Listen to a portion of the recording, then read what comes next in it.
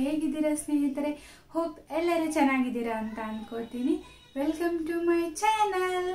ಈ ಒಂದು ವಿಡಿಯೋದಲ್ಲಿ ನಾನು ನಿಮ್ಮ ಜೊತೆ ಶುಗರ್ ಥೈರಾಯ್ಡ್ ಎಷ್ಟು ಡೇಂಜರ್, ನನಗೆ ಹೇಗೆ ಬಂತು, ಇದರಿಂದ ನಾನು ಹೇಗೆ ರಿಕವರ್ ಆದೆ, ಮತ್ತೆ ಹೇಗೆ ಬಂತು, ಡಾಕ್ಟ್ರ್ ಏನಂದ್ರು, ನಾನು ಏನು ತಪ್ಪುಗಳನ್ನ ಮಾಡಿದ್ನಿ ಅನ್ನೋದನ್ನ ನಿಮ್ಮ ಜೊತೆ ಶೇರ್ ಮಾಡ್ಕೋತಾ ಇದ್ದೀನಿ. ಬಿಕಾಸ್ ಇದು ಮಹಿಳೆಯರಿಗೆ ಒಂದು ತುಂಬ ಒಳ್ಳೆಯ ವಿಡಿಯೋ ಆಗುತ್ತೆ ಅಂತಲೇ ಹೇಳ್ಬೋದು. ಯಾಕಂದರೆ ಈಗಿನ ಒಂದು ಜನ್ರೇಷನ್ನಲ್ಲಿ ಶುಗರ್ ಥೈರಾಯ್ಡ್ ಪ್ರತಿಯೊಬ್ಬರಲ್ಲೂ ಬರ್ತಾ ಇದೆ.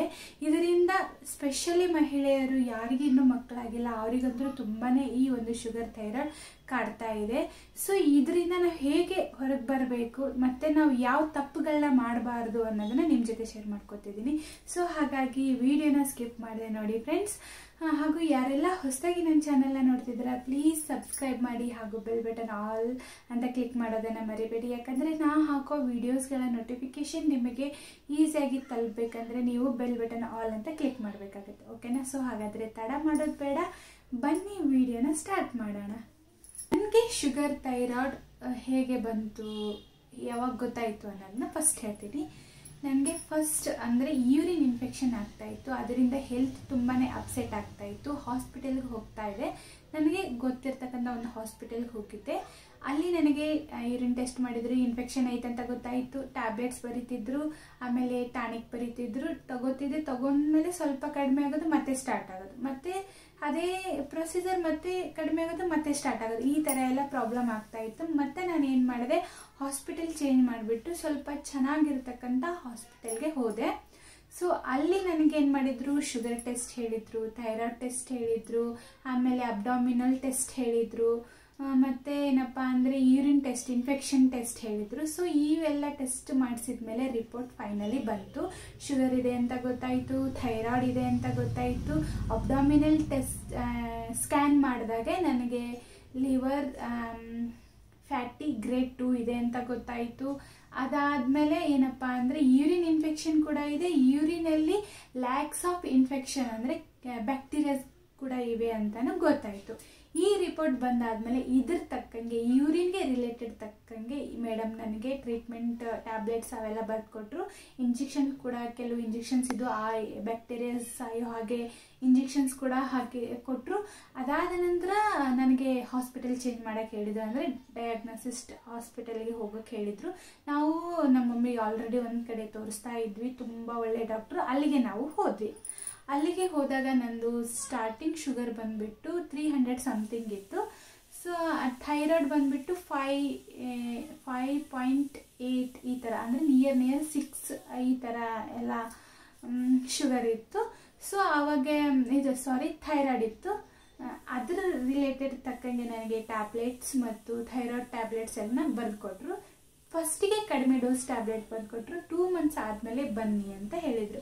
ಮತ್ತು ನಾನು 2 ಮಂತ್ಸ್ ಆದಮೇಲೆ ಹೋದಾಗೆ ನನ್ನ ಒಂದು ಶುಗರ್ ಟೆಸ್ಟ್ ಎಷ್ಟಿತ್ತು ಅಂದರೆ ಎಷ್ಟಿಗೆ ನಾರ್ಮಲ್ ಬಂದಿತ್ತು ಅಪ್ಪ ಅಂತ ಹೇಳಿದರೆ, ನನಗೆ ನೋಡಿ ಪಾಸ್ಟ್ ಅಂದರೆ ಇಲ್ಲಿ 2 ಟೆಸ್ಟ್ ಮಾಡಲಾಗುತ್ತೆ. 3 ಮಂತ್ಸ್ ಆ್ಯಾವ್ರೇಜ್ ಶುಗರ್ ಟೆಸ್ಟ್ ಇರುತ್ತೆ.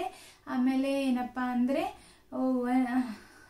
ಇದು ಊಟ ಆದ ನಂತರ, ಊಟ ಆಗೋಕ್ಕೂ ಮುಂಚೆ, ಈ ಥರ 3 ಒಟ್ಟ ಟೆಸ್ಟ್ ಇರುತ್ತೆ. ಫಸ್ಟಿಗೆ ನನಗೆ 2 ಟೆಸ್ಟ್ ಮಾಡಿಸಿದ್ರು, ಒಂದು ಊಟ ಆದ ನಂತರ, ಊಟ ಆಗೋಕ್ಕೂ ಮುಂಚೆ ಮಾಡಿಸಿದ್ರು. ಅಲ್ಲಿ ಫಾಸ್ಟ್ ಫುಡ್ಡಿಂಗಲ್ಲಿ ಇರ್ತಕ್ಕಂಥ ಬ್ಲಡ್ ಶುಗರ್ ಬಂದುಬಿಟ್ಟು ನನಗೆ 170 ಇತ್ತು. ಆಮೇಲೆ ಊಟ ಆದ ನಂತರ ಬಂದಂಥ ಬ್ಲಡ್ ಶುಗರ್ ಬಂದುಬಿಟ್ಟು 198 ಇತ್ತು. ಇದ್ರದ್ದು ಆ್ಯಾವ್ರೇಜ್ ಎಷ್ಟಿರಬೇಕಪ್ಪ ಅಂದರೆ 70ಇಂದ ಹಿಡಿದು 110 ಊಟ ಆಗೋಕ್ಕೂ ಮುಂಚೆ ಮಾಡಿರಬೇಕು, ಅಷ್ಟಿರಬೇಕಾಗತ್ತೆ. ಊಟ ಆದ ನಂತರ 70ಇಂದ ಹಿಡಿದು 140 ಒಳಗಡೆ ಇರಬೇಕು. ಇದ್ರ ಮೇಲೆ ಇದ್ದರೆ ನಮಗೆ ಖಂಡಿತ ಶುಗರ್ ಇದೆ ಅಂತ ಅರ್ಥ. 3 ಮಂತ್ಸ್ ಅದು ಏನಪ್ಪ ಅಂದರೆ HbC 3 ಮಂತ್ಸ್ ಒಂದು ಮಾಡಿಸ್ತಾರೆ. ಅದು ಏನಪ್ಪ ಅಂದರೆ ನಮಗೆ ಮಿನಿಮಮ್ 6 ಒಳಗಡೆನೇ ಇರಬೇಕು, ಅಂದರೆ ನಮಗೆ ಶುಗರ್ ಇಲ್ಲ ಅಂತ ಅರ್ಥ. ಬಟ್ ನನಗೆ ಇಲ್ಲಿ ಎಲ್ಲನೂ ಜಾಸ್ತಿನೇ ಆಗಿತ್ತು. ಸೊ ಇದ್ರ ತಕ್ಕಂಗೆ ಮತ್ತೆ ನನಗೆ 2 ಮಂತ್ಸ್ ಟ್ಯಾಬ್ಲೆಟ್ ಬರ್ಕೊಟ್ರು. ಇದು ಯಾವಾಗ ನಾನು ಹೋಗಿ ತೋರಿಸ್ಕೊಂಡಿದ್ದೆ ಅಂದರೆ 1/11/2023, ಅಂದರೆ ನವಂಬರ್ 1ನೇ ತಾರೀಕಿಗೆ ಹೋಗಿ ನಾನು ತೋರಿಸ್ಕೊಂಡಿದ್ದು. ಅದಾದ ನಂತರ 2 ಮಂತ್ಸ್ ಆದಮೇಲೆ ಮತ್ತೆ ನಾನು ಹಾಸ್ಪಿಟಲ್ಗೆ ಹೋದೆ. ಇವಾಗ ನನಗೆ ಥೈರಾಯ್ಡ್ ಎಷ್ಟಿತ್ತು ಅಂತ ಅಂದರೆ ನವಂಬರಲ್ಲಿ ತೋರಿಸ್ದಾಗ ಥೈರಾಯ್ಡ್ ಬಂದುಬಿಟ್ಟು ನಂದು 4.20 ಇತ್ತು. ಅಂದರೆ 6 ಸಮಥಿಂಗ್ ಇರೋದನ್ನ ನನಗೇನು ಬಂತು 4.20 ಬಂತು. ಸೊ ಅವ್ರು ಅವಾಗ ನನಗೆ ಆವಾಗಲೇ ಹೇಳಿದ್ದು 1.5 ಬರೋವರೆಗೂ ನಾನು ನಿನಗೆ ಟ್ಯಾಬ್ಲೆಟ್ ಕೊಡ್ತಾ ಇರ್ತೀನಿ, ನೀ ಟ್ಯಾಬ್ಲೆಟ್ ತೊಗೋತಾನೆ ಇರಬೇಕು ಅಂತ ಹೇಳಿದರು. ಓಕೆನಾ. ಸೊ ಇದಾದ ನಂತರ ಮತ್ತೆ 2 ಮಂತ್ಸ್ ಆದಮೇಲೆ ಮತ್ತೆ ನಾವು ಹಾಸ್ಪಿಟಲ್ಗೆ ಹೋದ್ವಿ. ಅವಾಗ ಮತ್ತೆ ಏನಪ್ಪ ಅಂದರೆ ಟಿಫನ್ ನಂತರ ಟಿಫನ್ ಆಗೋಕ್ಕೂ ಮುಂಚೆ ಬೆಳಿಗ್ಗೆನೇ ಹೋಗಬೇಕಾಗುತ್ತೆ.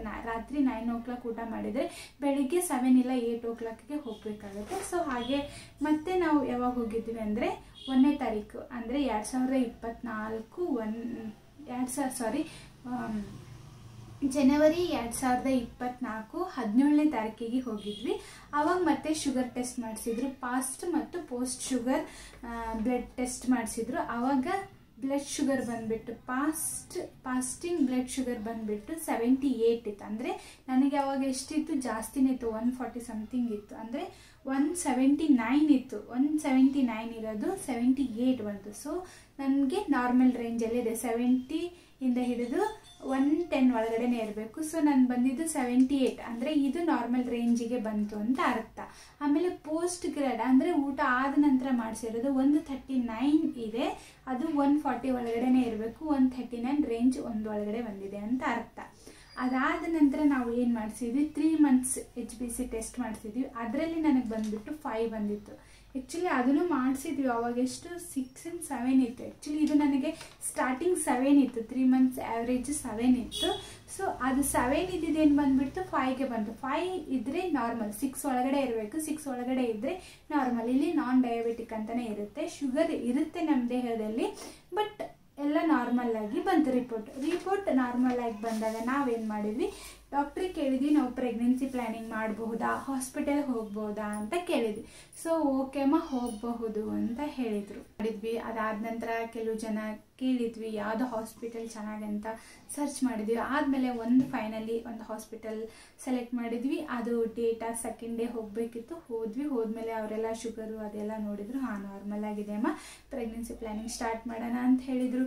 ಪ್ರೆಗ್ನೆನ್ಸಿ ರಿಲೇಟೆಡ್ ಎಲ್ಲ ಇಂಜೆಕ್ಷನ್ಸ್, ಟ್ಯಾಬ್ಲೆಟ್ಸ್ ಎಲ್ಲನೂ ಕೊಟ್ಟಾಯಿತು.